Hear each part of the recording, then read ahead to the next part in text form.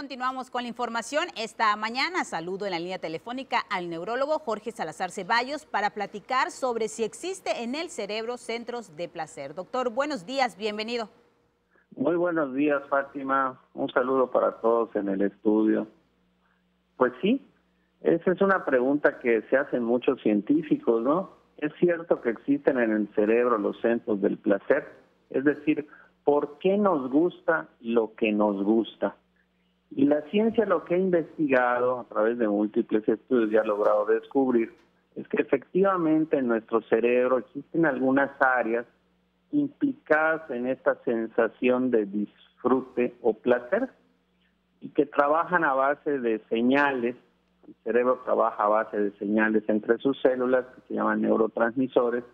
Concretamente hay un neurotransmisor que se llama dopamina. Cuando esta dopamina se libera en cantidades abundantes, se desencadenan en ciertas áreas estas sensaciones placenteras. Y hay que tomar en cuenta que hay algunas cosas que nos gustan, pues porque estamos programados para que nos gusten. Estas áreas del cerebro están programadas así. Y esto es muy importante pues para nuestra adaptación y nuestra supervivencia como individuos frente a la naturaleza, por ejemplo, para consumir alimentos, para tomar agua, o incluso para la conducta reproductiva. Existen ciertas áreas que refuerzan estas conductas. Pero también hay que tomar en cuenta que hay otras cosas que vamos a aprender a disfrutar. Por ejemplo, mientras estamos programados para que nos gusten ciertas cosas, como a lo mejor el dulce, algún chocolate, algún pan dulce, ¿no? En las frías mañanas, o el chile habanero, pues las preferencias personales están determinadas sobre todo por la experiencia individual, por el aprendizaje y por la familia y por nuestro entorno cultural. Todas estas cosas son las que nos van a hacer pues individuos. Entonces, como puedes ver, hay una parte en la que tiene que ver nuestro cerebro, en donde traemos un programa que nos permite disfrutar o tener estas sensaciones placenteras, pero también tiene que ver en esto el aprendizaje. Podemos decir en términos generales que a la gente lo que le gusta habitualmente son las cosas con las que crecieron. Por ejemplo, hay gente a la que le gustan consumir ciertos alimentos y hay otras a las que no. Probablemente alguien que no viva en México, ¿verdad? Pues a lo mejor el comer ciertos alimentos como el chile le resulte no solo no agradable, sino incluso no reconfortante, ¿no? ¿Y qué pasa, por ejemplo, con los animales? Los animalitos, las mascotas, pueden aprender a disfrutar de ciertas cosas como las que comen sus dueños a pesar de sus instintos. Pues parece ser que esto no sucede, que esto es algo que los humanos exclusivamente pueden hacer, pero que otros mamíferos, como los gatitos o como los perritos, pues parece ser que no lo pueden hacer. Y tiene que ver con estos circuitos de recompensa que nos hacen sentir el placer.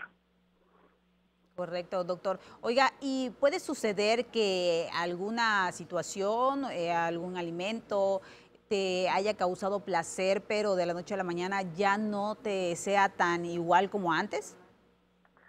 Sí, sí pueden cambiar, cambiar las sensaciones placenteras, y es una pregunta que a veces se hace, ¿no? Si los placeres que sentimos ante ciertos estímulos son iguales. Por ejemplo, ¿es lo mismo el placer que sentimos cuando se consume una droga que cuando se practica ejercicio, o cuando va uno al cine a disfrutar una película, o cuando ve uno un noticiero? Parece ser que la respuesta de nuestro cerebro ante los estímulos a nivel cerebral es exactamente la misma, pero difieren en grado. Es decir, hay algunos estímulos, y aquí tiene que ver la edad también y el grado de madurez cerebral. No es lo mismo un adolescente que un adulto, ya que su sistema nervioso todavía está en proceso de maduración. Entonces, por ejemplo, el consumo de drogas a cierta edad puede producir una respuesta exagerada en cuanto a la liberación de dopamina y crear una sensación placentera que incluso afecte la conducta del adolescente. Entonces hablamos de una adicción. Claro. Pero en términos generales el cerebro está programado como parte de su sistema de supervivencia, ¿verdad?, para tener estos centros del placer, y eso también tiene que ver con la salud emocional, ¿no? ¿Por qué? Porque hay cosas positivas o hay ciertos estímulos, por ejemplo, la práctica del deporte, que no solo van a ayudar a fortalecer nuestro organismo y nuestro cerebro, sino que incluso van a nivel cerebral, a producir cambios, a liberar una serie de sustancias químicas y nos van a hacer sentir mejor. Nos van a dar esta sensación de bienestar. Claro. Entonces es muy importante, ¿no?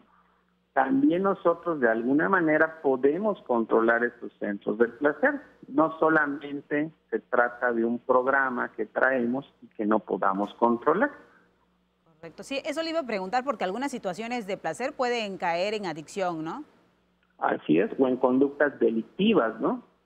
O en conductas delictivas cuando pues no existen este control.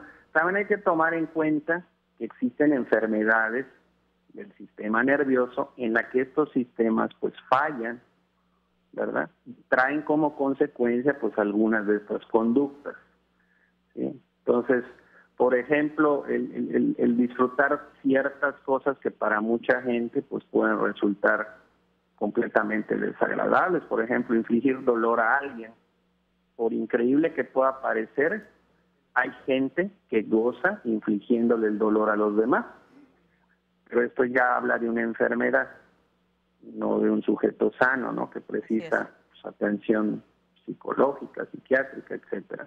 Así es, no hay que Entonces, sí es muy confundirlo. importante este sistema de los centros del placer porque tiene que ver con todo eso y tomar en cuenta que existen y gracias a ellos, pues también son muy importantes pues para la supervivencia, ¿no? Esta programación, por ejemplo, el consumo de alimentos, el tomar agua, son fundamentales para el bienestar del individuo, ¿no? Entonces, si no tuviéramos estos centros, pues esto no sería posible.